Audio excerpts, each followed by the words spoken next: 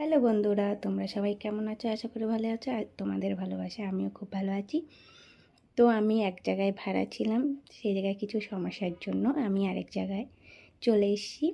তো সেটাই তোমাদের সঙ্গে শেয়ার করব। এসে দেখো আমি পুরো ঘরটা এখনও গুছিয়ে উঠতে পারিনি, তার জন্য ভাবলাম তোমাদের সঙ্গে একটু শেয়ার করি।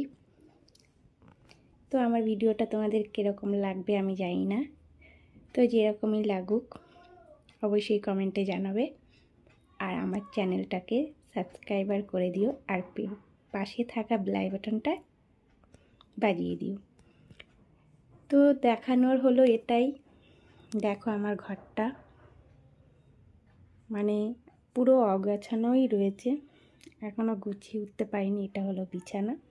আর এই দেখো, এই জামা কাপড়গুলো সব এই চেয়ার দুটোতে ছিল, চেয়ার দুটোতে জামা কাপড়গুলো ছিল। আর আমার ছেলে দেখো রাগ করে সব মাটিতে ফেলে দিয়েছিল, কারণ কি ও টিউশন পড়তে যাবে, তো জামা খুঁজে পাচ্ছিল না, তার জন্য রাগ করে সব মাটিতে ফেলে দিয়েছে। এখন আমার কাজ বাড়িয়ে দিয়েছে, দেখেছো? তো সকালবেলা রান্না বাড়া করে সব কাজ সেরে আমি এখন এসছি এগুলো গোছাতে। দেখো আমার দেখেই জ্বর আসছে গায়ে, যে কখন আমি গুছাবো এত জামা কাপড়। তার মধ্যে তোমাদের সঙ্গে যেটা শেয়ার করার কথা, আমার আলমারিটার অবস্থা দেখো,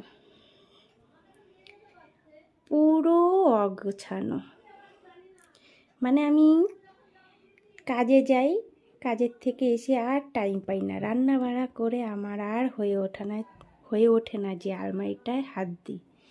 কারণ আলমারিটায় হাত দিতে গেলে প্রায় আমার 1 ঘন্টা তো লাগবেই গোছাতে। এক একটা জিনিস এক একটা জায়গায় ভাঁজ করে করে রাখতে পুরো 1 ঘন্টা সময় লাগবে। তার জন্য আর হাত দিই না, কারণ কাজের থেকে এসে আর ভালো লাগে না রান্নাবাড়ি করে যে আবার এটা গুছাই। তো আজকে আমার কাজটা ছুটি ছিল বলে আমি ভাবলাম যে যাই হোক, আজকে কাজটা ছুটি আছে, তো এটাই আমার আজকে কাজ।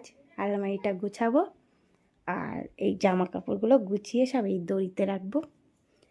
আর এখানে দেখো মেয়ে কী করেছে, বাক্সটার উপরে সব অগোছালো করে রেখেছে।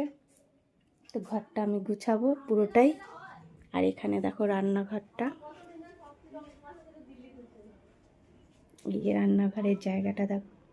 রান্নাঘরটা আমি মোটামুটি গুছিয়েছি, যতটা গুছানোর দরকার।